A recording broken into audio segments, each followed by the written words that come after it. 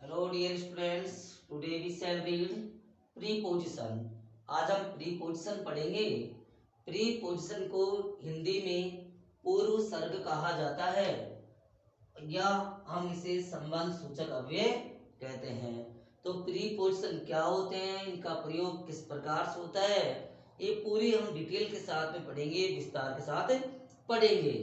तो पहले प्रीपोजिशन की परिभाषा देख लीजिए, इसकी डेफिनेशन क्या होती है।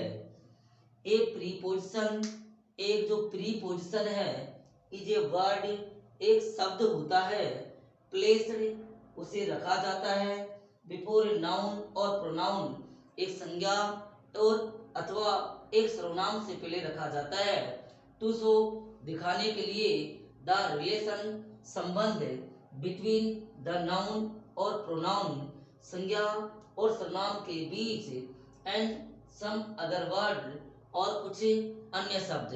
तो ये प्रीपोजिशन एक ऐसा शब्द होता है जिसे संज्ञा और सर्वनाम के बीच, सर्वनाम से पहले रखा जाता है। वाक्य में आई हुई संज्ञा और जो सर्वनाम या अन्य कोई शब्द होता है उसके साथ या उनके बीच संबंध प्रकट करने के लिए किया जाता है। यहाँ इस वाक्य में देखिए, यहाँ एक सर्वनाम है अपने पास में दे और एक नाउन है जयपुर। तो यहाँ हम देखते हैं कि दे लिव इन जयपुर, वे जयपुर में रहते हैं। तो यहाँ इन प्रीपोजिशन का प्रयोग हो रहा है और इनका जो प्रयोग है वो जयपुर के से पहले हो रहा है। तो जयपुर एक नाउन है, तो नाउन से पहले एक प्रीपोजिशन को रखा जाता है। तो ए preposition is a word placed before a noun. एक प्रीपोजिशन एक शब्द होता है जिसे एक नाउन या सर्वनाम से पहले रखते हैं। तो यहाँ अपने पास नाउन कौन, जयपुर, प्रीपोजिशन कौन, इन। तो जयपुर से पहले किसका प्रयोग हो गया, इन। अब ये इन क्या कर रहा है, दो शब्दों के बीच में या एक संज्ञा या सर्वनाम या अन्य किसी शब्द के साथ अपना संबंध प्रकट कर रहा है। कि यहाँ जयपुर, जयपुर में क्या करते हैं, रहते हैं। तो जयपुर और लाइव दोनों के बीच संबंध बताने का, प्रकट करने का कार्य कौन कर रहा है, इन। या हम कहे दे लिव, वे रहते हैं, कहाँ रहते हैं, जयपुर में। तो यहाँ दे लिव का संबंध एक जयपुर से हो जाता है। यहाँ देखिए the books are on the table, on preposition है, द टेबल एक नाउन है। तो द टेबल नाउन से पहले किसका प्रयोग हो गया, प्रीपोजिशन ऑन का प्रयोग हो गया। अब ये ऑन क्या कर रहा है, ये पुस्तकें जो कि नाउन है और द टेबल जो नाउन है, इन दोनों के बीच का संबंध प्रकट कर रहा है कि पुस्तकें कहाँ, टेबल के ऊपर। तो ये ऑन, ये दोनों संज्ञाओं के बीच में अपना संबंध बता रहा है। हिंदी में समझे, हिंदी में देख लीजिए कि संबंध सूचक जो अव्यय है या जो पूर्व सर्ग जिसे हम प्रीपोजिशन कहते हैं, वे शब्द हैं जो किसी वाक्य में आए हुए संज्ञा या सर्वनाम का संबंध वाक्य के अन्य शब्दों से बताते हैं। कि प्रीपोजिशन वे शब्द होते हैं जो किसी वाक्य में आई हुई संज्ञा या सर्वनाम या अन्य कोई शब्द होता है जिसका संबंध वाक्य के अन्य शब्दों से बताते हैं। अब इनकी जो पोजीशंस होती है वो अलग अलग प्रकार की होती है कि प्रीपोजिशन एक वाक्य में कहाँ आ सकता है, कहाँ इसका यूज किया जाता है। तो prepositions are usually placed before the words they control. कि प्रीपोजिशन सामान्यतया उन जगह रखा जाता है, उस जगह लगाया जाता है, बिफोर द वर्ड्स उन शब्दों से पहले, दे कंट्रोल जिनको ये नियंत्रित कर पाते हैं। कि प्रीपोजिशंस सामान्यतया उन शब्दों से पहले रखा जाता है जिन्हें वो कंट्रोल कर सकते हैं, नियंत्रित कर सकते हैं। जैसे जयपुर में, तो यहाँ जयपुर को ये प्रीपोजिशन क्या कर रहा है, कंट्रोल कर रहा है। तो यहाँ जयपुर से पहले किसका प्रयोग हो गया, इनका प्रयोग हो गया। यहाँ ऑफिस से पहले कौन सा, एट का। यहाँ विथ मनीष के साथ, मनीष के साथ विथ का, और विदाउट का प्रयोग वाटर से पहले। तो प्रीपोजिशन उन संज्ञा या सर्वनामों से पहले लिखा जाता है जिनको क्या कर सके, कंट्रोल कर सके, उसको निर्धारित कर सके, उनको एक फिक्स जगह बता सके। यहाँ इन जयपुर, जयपुर में, ना कि outside, at the office, with Manish, without water. तो एक वैसे प्रीपोजिशंस हैं जो क्या कर रहे हैं, अपने बाद आने वाले संज्ञा सर्वनाम को क्या कर रहे हैं, वो कंट्रोल कर रहे हैं। लेकिन जो प्रीपोजिशंस है कैन आल्सो कम, वे आ सकते हैं आफ्टर द वर्ड्स, शब्दों के बाद, दे गवर्न, जिनको वे नियंत्रित करते हैं, निर्धारित करते हैं, उन शब्दों के बाद भी जो है प्रीपोजिशन का उपयोग किया जा सकता है। इसका मतलब है at the end of the sentence, वाक्य के अंत में भी आ सकते हैं, इन द फॉलोइंग सिचुएशंस, निम्नलिखित परिस्थितियों में। तो हमने यहाँ पढ़ा कि जो प्रीपोजिशन है उसका प्रयोग एक नाउन और प्रोनाउन से पहले किया जाता है, हमने ये पढ़ा था। लेकिन एक नाउन जो प्रोनाउन आ रहा है उससे पहले तो हम प्रीपोजिशन का प्रयोग करते हैं, लेकिन कुछ ऐसी सिचुएशंस होती है जिनके अंदर प्रीपोजिशन वाक्य के अंत में भी आता है। लेकिन जो प्रीपोजिशंस हैं कैन आल्सो कम, वे आ सकते हैं आफ्टर द वर्ड्स, उन शब्दों के बाद, दे गवर्न, जिनको वे निर्धारित करते हैं। इसका मतलब है at the end of the sentence, वाक्य के अंत में आ सकते हैं। अब ऐसी कौन कौन सी सिचुएशंस होती है जब ये क्या कर सकते हैं, वाक्य के अंत में आते हैं। पहला जो है कि ऐसे प्रश्नवाचक वाक्य या प्रश्नवाचक सर्वनाम और प्रश्नवाचक विशेषणों से जो शुरू होने वाले जो वाक्य हैं, उन वाक्यों के अंत में जो प्रीपोजिशन है वो अंत में आ सकता है। सेकंड, हम जब इंफिनिटिव का प्रयोग करते हैं वहां पर भी हम प्रीपोजिशन का प्रयोग कहाँ कर सकते हैं, वाक्य के अंत में। एक तीसरी जो सिचुएशंस होती है उसमें डेफिनिंग जो अपना रिलेटिव क्लोज है उनमें भी हम वाक्य के अंत में प्रीपोजिशन का प्रयोग करते हैं। तो ये हमारे पास तीन सिचुएशन है जिसमें से हम पहली सिचुएशन पढ़ेंगे कि प्रीपोजिशन का प्रयोग किस प्रकार से किया जा सकता है वाक्य के अंत में। तो in questions beginning with interrogative pronouns, के ऐसे प्रश्न जो शुरू होते हैं इंट्रोगेटिव प्रोनाउंस प्रश्नवाचक सर्वनामों से अथवा प्रश्नवाचक विशेषणों से शुरू होते हैं, उन वाक्यों के अंत में जो हम प्रीपोजिशन का प्रयोग करते हैं। जैसे what are you talking about, तुम किसके बारे में बातचीत कर रहे हो। यहाँ रिलेटिव, यहाँ जो प्रोनाउन अपना इंट्रोगेटिव वो व्हाट है, और इंट्रोगेटिव जो प्रोनाउन व्हाट है इससे प्रश्न बन रहा है, उसके प्रश्न के अंदर जो अंत में हमने कौन सा प्रीपोजिशन लगाया, अबाउट। लेकिन ये भी हमें ध्यान रखना है कि हमारा जो प्रश्नवाचक जो शब्द है उसका मूल जो अर्थ है वो बदल जाता है जब हम वाक्य के अंत में इसके साथ प्रीपोजिशन लगा रहे हैं। जैसे व्हाट आर यू टॉकिंग, तुम क्या बातचीत कर रहे हो, लेकिन यहाँ जैसे अबाउट लगाते क्या हो जाएगा, तुम किसके बारे में बातचीत कर रहे हो। What did you open the door with, तुमने दरवाजा किससे खोला, अगर हम विथ को हटा देते हैं तो वाक्य का अर्थ बदल जाता है। What did you open the door, क्या तुमने दरवाजा खोला था। तो यहाँ दोनों सिचुएशंस में बदल जाती है, प्रश्नवाचक शब्दों का अर्थ भी चेंज हो जाता है। तो वाक्य के अंत में प्रीपोजिशन आता है अपने पास में दो सिचुएशंस में, यहाँ एक तो इंट्रोगेटिव प्रोनाउन से वाक्य शुरू हो या इंट्रोगेटिव एडजेक्टिव से शुरू हो। अगला जो एग्जांपल है who did you give the book to, इसे हु वाले प्रश्न के अंदर भी टू का आ रहा है, लास्ट में टू एक प्रीपोजिशन है तो ये भी अंत में आ रहा है। यहाँ देखते हैं तो यहाँ पर भी जो प्रीपोजिशन है वो अंत में आ रहा है, where do you live in, कि तुम कहाँ रहते हो। तो यहाँ इन का प्रयोग हो रहा है या टू या विथ या अबाउट, तो इस चारों जो प्रीपोजिशन है वाक्य के अंत में है। तो हमें साधारणतया हमें ये सिखाया जाता है, ये बताया जाता है कि प्रीपोजिशन जो है एक संज्ञा और सर्वनाम से पहले आता है। अब ये जरूरी नहीं है कि जो संज्ञा जो सर्वनाम है उससे पहले प्रीपोजिशन आए, वो वाक्य के अंत में भी आ सकता है। तो वाक्य के अंत में इन सिचुएशंस में आता है। यहाँ देखो अबाउट के बाद में कोई संज्ञा सर्वनाम है क्या, विद के बाद है क्या, टू के बाद है क्या, इनके बाद है क्या, नहीं है। तो हम प्रीपोजिशन के अंदर पढ़ चुके हैं कि तीन परिस्थितियां ऐसी होती है जिनमें जो प्रीपोजिशन है वो वाक्य के अंत में आते हैं। अभी हमने जो पढ़ा वो ऐसी परिस्थिति थी जिसमें हमने देखा कि प्रीपोजिशन वाक्य के अंत में आ रहा था, जिसमें हम WH वर्ड के रूप में या प्रश्नवाचक सर्वनाम या प्रश्नवाचक विशेषण से कोई भी प्रश्न शुरू होता है तो उसके अंत में हम प्रीपोजिशन लगा रहे थे। दूसरी जो परिस्थिति होती है वो डेफिनिंग रिलेटिव क्लोजेज के अंदर होती है। डेफिनिंग जो रिलेटिव क्लोजेज में जिसमें हमने हु का, हुज का, होम का प्रयोग करते हैं, विच का प्रयोग करते हैं, ऐसे डेफिनेटली जो रिलेटिव क्लोज है वहां पर भी जो है प्रीपोजिशन वाक्य के अंत में आता है। इसमें देखो दिस इज द हाउस, यह वही घर है, आई वॉज टॉकिंग अबाउट, जिसके बारे में बातचीत कर रहा था। तो यहाँ दोनों के बीच में जो कंजक्शन आता वो कंजक्शन कौन सा था, हाउस के लिए विच का प्रयोग होता। तो अगर विच का हम प्रयोग करते तो ये अबाउट विच हो जाता, जिसका अर्थ क्या होता है, जिसके बारे में। यहाँ विच का यूज न करके सीधा क्या दे दिया, प्रीपोजिशन। तो ये एक डेफिनिंग रिलेटिव क्लोज का एग्जांपल है।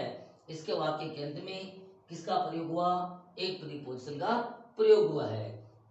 दिस इज द बॉय, यह वही लड़का है, आई गेव द बुक, जिसको मैंने पुस्तक दी थी। ये वाक्य होम से जुड़ने वाला एक डेफिनिट रिलेटिव क्लोज है, लेकिन इसमें होम कंजक्शन को न देकर के सीधा वाक्य को दे दिया और किसका प्रयोग कर दिया, प्रीपोजिशन टू का, जो कि वाक्य के अंत में। वैसे हम करते क्या है, रिलेटिव क्लोज के अंदर अगर ऐसे प्रीपोजिशन आ जाते हैं तो हम सबसे पहले प्रीपोजिशन लिखते हैं और प्रीपोजिशन के बाद में हम किसका प्रयोग करते हैं, विच का, और विच का प्रयोग होता है वस्तु और जानवरों से पहले। और इसके अलावा एक नियम और आता है व्यक्तियों के लिए, जिसमें हम क्या करते हैं, प्रीपोजिशन प्लस होम का प्रयोग कर देते हैं। तो यदि हम इस अबाउट को यहाँ बीच में लिखना चाहें तो हमें हाउस के बाद में और आई से बीच में लिखना चाहे तो हमें सबसे पहले अबाउट लिखना होगा, फिर विच लिखना होगा। तो अबाउट विच लिख करके यहाँ जोड़ना होगा। और यदि हम विच ना लिखना चाहें तो वाक्य के अंत में प्रीपोजिशन लिख सकते हैं।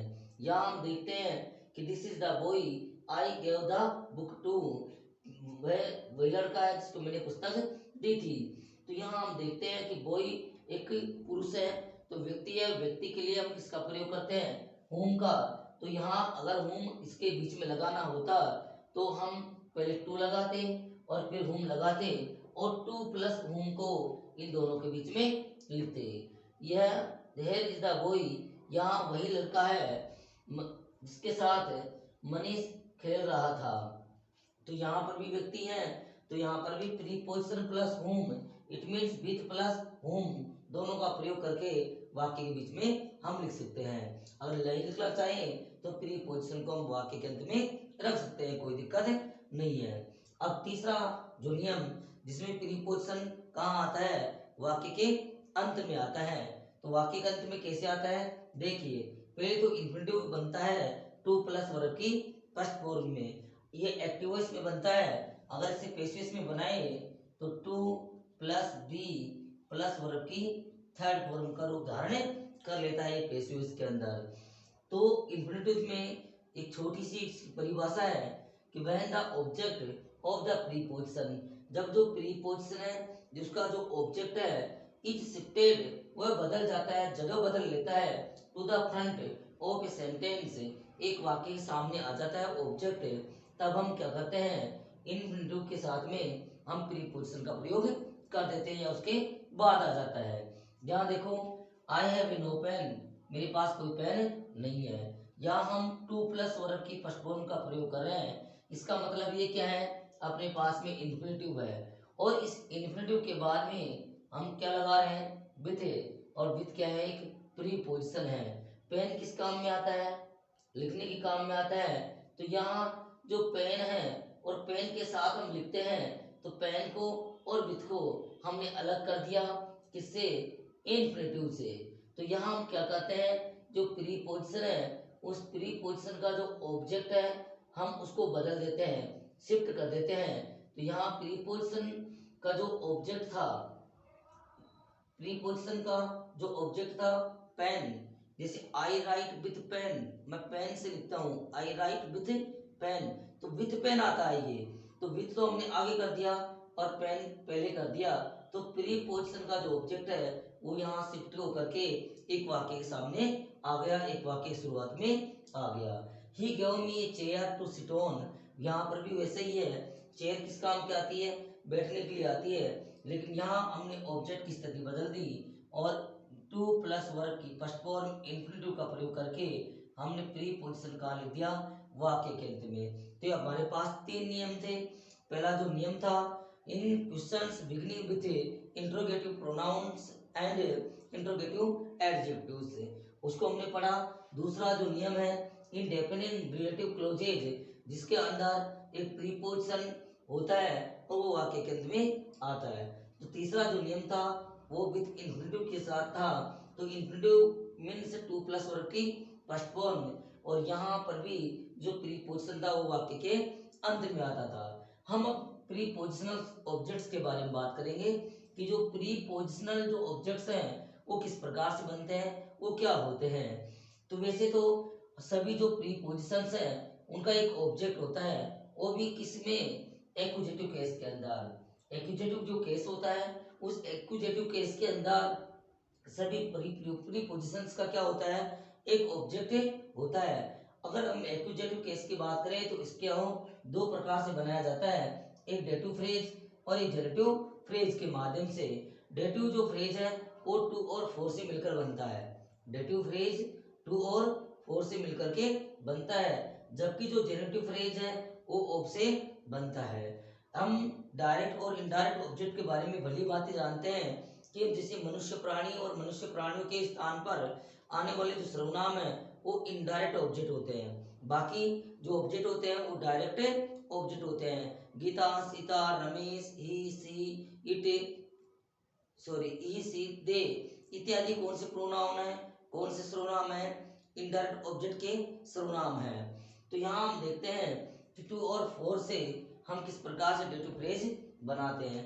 तो टू और फोर से डेटिव फ्रेज बनाने के लिए हमें क्या करना होगा, पहले प्रीपोजिशन लिखना होगा और उसके बाद में इनडायरेक्ट ऑब्जेक्ट लिखना होगा।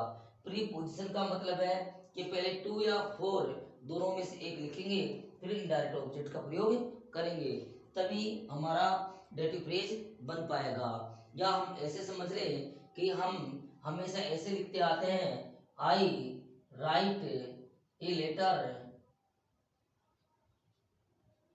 टू मुकेश, मैंने मुकेश को एक पत्र लिखा।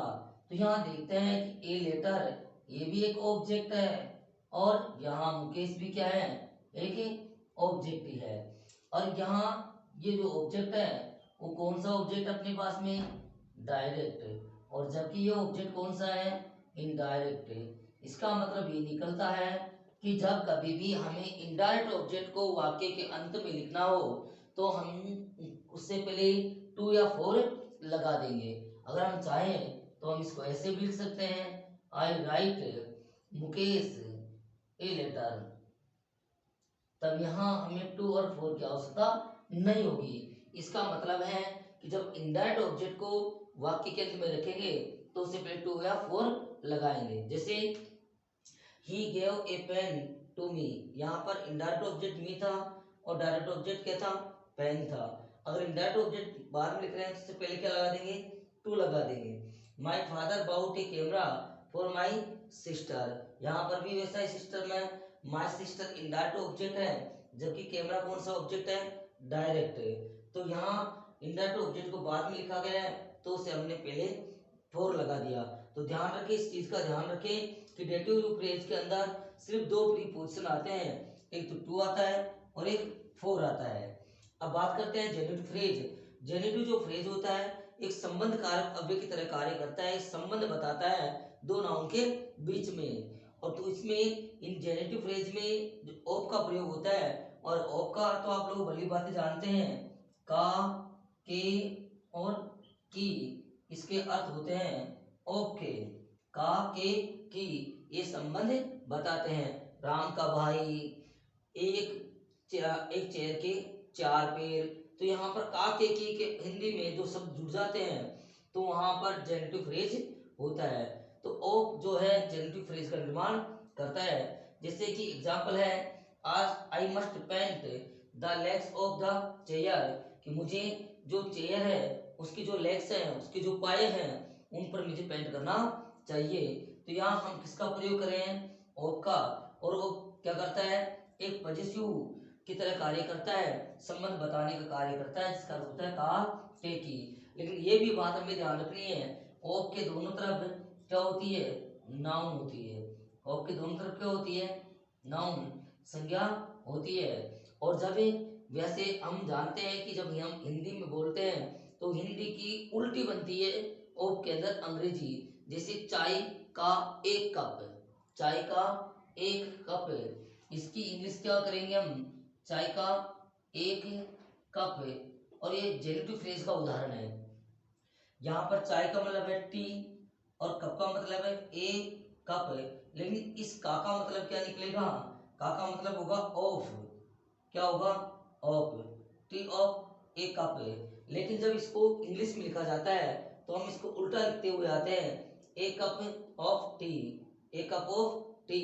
तो यहाँ जेनेटिव फ्रेज है, तो जेनेटिव फ्रेज चाय और एक कप दोनों के बीच में क्या बता रहा है, संबंध। यहाँ लेग्स और चेयर दोनों के बीच में संबंध बता रहा है कौन, ऑफ।